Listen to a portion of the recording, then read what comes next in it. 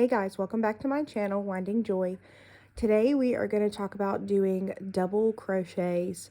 Hopefully this will be a pretty quick video and you can get started learning how to do these double crochets. So I'm going to go ahead and do my foundation chain. Again, I'm going to do 10 just because that's, well, technically 11 because that's just kind of what I do. So 1, 2, 3, 4, 5, 6, 7, 8, 9, 10, 11. Okay, I actually lied to you. I'm going to do 12, and I'll tell you why in a second. So, I've got my 11. I'm going to make one more. Whoop. All right, the reason I'm going to do 12 is because I'm going to skip these first 2 stitches. What you're going to do, same as you did with your half doubles, you're going to yarn over, and then you're going to skip 2. So 1, 2, and we're going to go in this 3rd stitch right there. Okay, you're going to yarn over and pull up a loop. Okay, so I have 3 on my hook, just like we did with our half doubles. The only difference here, I'm going to yarn over, pull through, not all 3, but pull through 2 of these loops. So I have 2 on my hook again. Okay, I'm going to yarn over again and pull up 2 more of these loops. Oh, don't lose it. Come on. Pull up through 2 of those loops. Okay, let's do another one. Yarn over first. Insert your hook into this next stitch right there. Yarn over, pull up a loop. So I have 3. Yarn over, pull through 2. It definitely gets easier after that first one. All right, so I've got 2 on my hook. Yarn over, pull through the last 2. Okay, again, yarn over, put your hook in the next open stitch, which is right here. Yarn over, pull up a loop, yarn over, pull through 2 loops, yarn over, and pull through those last 2 loops on your hook. Okay, so if we're looking at this, these 3 that we've done, or 4 technically, this is our turn, okay, so that our first one that we did gets to be the same height as the other ones. If you don't skip these 2, this one's going to be like a little short, okay? It's going to be short because there wasn't enough room when you turned to do a full half double here. So let's keep going and finish this row. Like I said, yarn over first. Insert your hook, yarn over, pull up 1 loop, yarn over, pull through 2, yarn over, pull through 2. Yarn over before you insert your hook, yarn over, pull up that loop, yarn over, pull through 2, yarn over, pull through 2. Yarn over, insert your hook, yarn over, pull up 1, yarn over, pull through 2, yarn over, pull through 2. Yarn over to start. Ooh, I have a little stitch right there. I would have probably skipped him. Make sure you don't skip any. Yarn over, pull up a loop. Yarn over, pull through 2. Yarn over, pull through 2 more. Yarn over, insert your hook. Yarn over, pull up a loop. Yarn over, pull through 2. Yarn over, pull through 2. Yarn over, insert your hook. Yarn over, pull up a loop. Yarn over, pull through 2.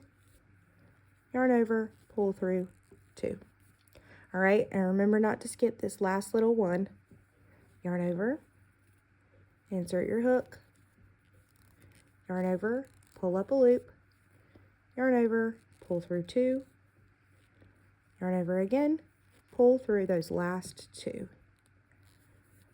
Okay, so there we have a row of double crochet stitches. And they've kind of curved. I'm not really sure why. I guess I loosened my tension at one point, but that'll fix itself. See, there we go. Nothing a little tugging and shifting can't help. Okay, so there is one row of half double crochets, and I should have 1, 2, 3, 4, 5, 6, 7, 8, 9, and this last one right here that's kind of curving down a little bit is 10. So one thing that you can do, I know I talked to you guys about taking the hook out and flipping your work and then putting your hook back in. If you do it that way, great. Another way that you can do it is just flip your work right over. Just make sure that your yarn stays in the back and it's not in the way of this first stitch so that you can see what you're doing. This is how I've learned to do every other row starting with half doubles. I have learned to insert the hook, yarn over, pull up a loop, so I got 2, yarn over, pull through both. I know that is a single, so don't come for me.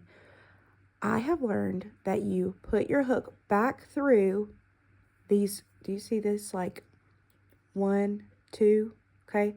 So we're gonna put our hook in between these, and oh Lord, I don't know if we're gonna be able to see that clearly, but in between these two, there is a piece of yarn, you can kind of see it, that goes like across, okay? So you're gonna put it like right in this middle little sweet spot right here. Let's see if I have something.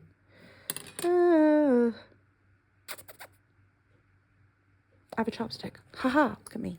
Okay, so I'm talking about like right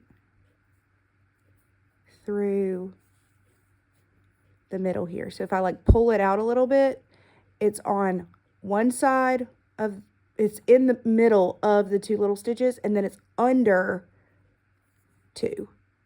Okay, I'm gonna try to like not lose my loop though. Don't lose the loop. Ha. Okay, so that's where you're gonna put your hook. All right, so I'm just gonna put my hook right in the middle of that stitch, just like that. Okay, I'm gonna yarn over. And now this is kind of where it gets a little funky because you're gonna pull through. So I'm gonna do it like this for the sake of not messing it up. Okay, pull through that middle loop. So I got 2 on my hook, and then I'm gonna yarn over and pull through that one.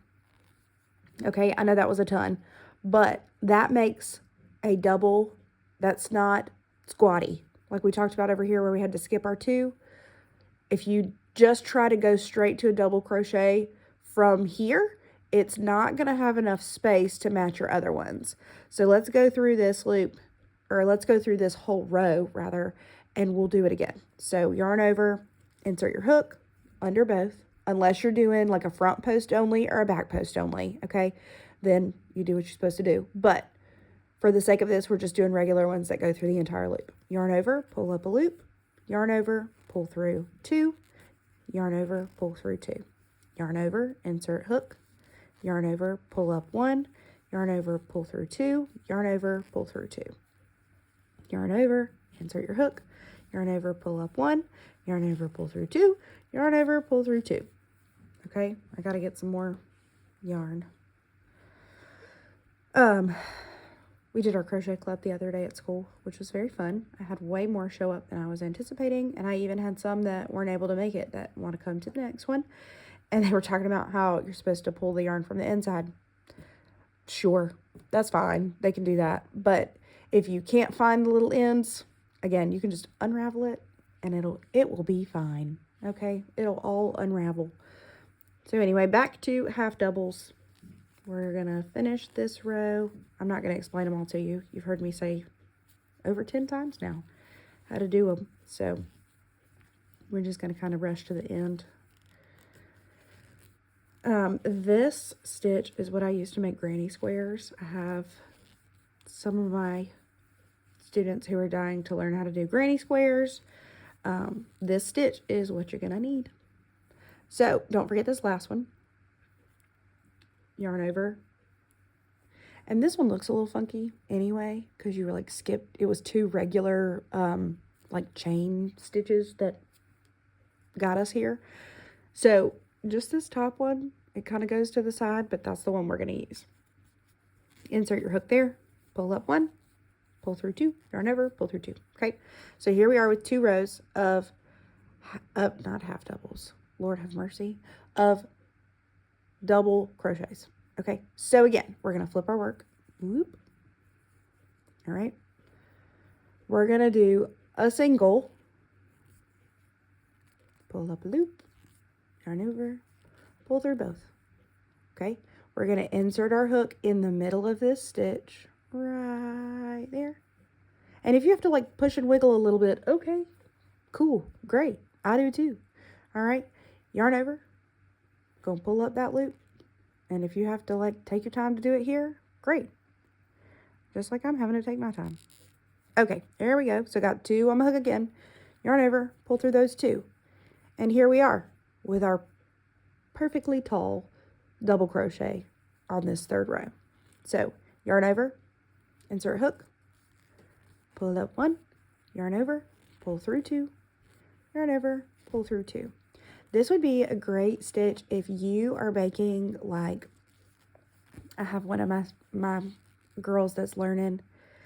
She is making some wash rags, or like some dish towels or just whatever. I use a crocheted rag to wipe off my counters at home. I know a lot of people like to use them for whatever, but I have one that I really like to use at home for my counters. But this would be a really good stitch for making those dish rags. Half doubles would be fine, but it's a little bit quicker to do the double crochets too, because you get double the height in, you know, the same amount of time basically. So here we are at our last one again.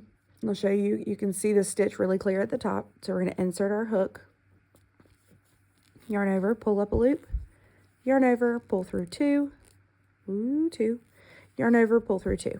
Okay, so here we are again, 3 rows, and I should have 1, 2, 3, 4, 5, 6, 7, 8, 9, 10. That's another thing that I have said, and I'll say again. If you are just learning, every couple of rows, I would stop and I would count my stitches. And I know that sounds, I don't know, silly or whatever, but the reason I would stop and count my stitches is because you don't want to get to triple the height of this and it start looking like a Christmas tree and you're like, what did I do wrong? Well, what you did wrong was you don't have enough stitches because you're either skipping this last one or you're skipping this first one, okay? So you flip it over, and if you skip this first stitch, now I'm only going to have 9, okay? And then if you flip it over again and you skip the first stitch, then you're only going to have 8, okay? And so your work is going to start shrinking in on you. Another reason it can shrink in on you is if you change your tension, okay? So that just takes time and practice, honestly.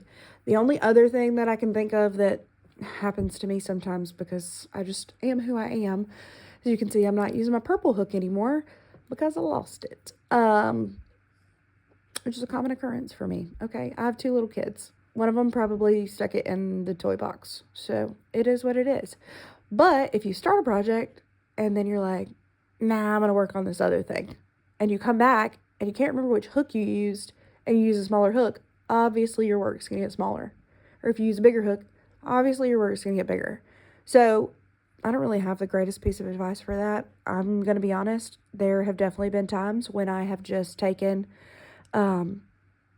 like you can use a regular, if you have stitch markers, yay, great. I love stitch markers. They're awesome, some of them. But if you don't, you take a paper clip, just put that paper clip around your yarn. And I have been known, because if you pull this paper clip, not the paper clip, if you pull the yarn, that paper clip ain't going nowhere, okay? I have been known to take a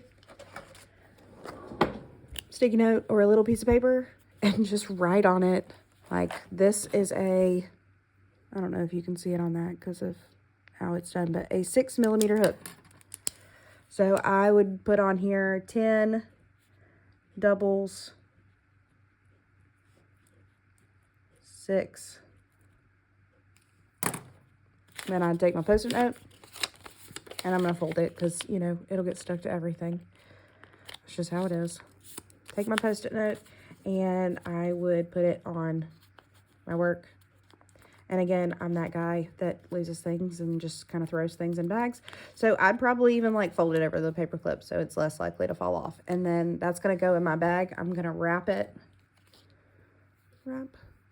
all my yarn back up that I didn't use until, you know, I'm eventually going to use it. And then there's my work that I started on. And there's my little note of what I'm doing. 10 doubles with a 6mm hook. Bam.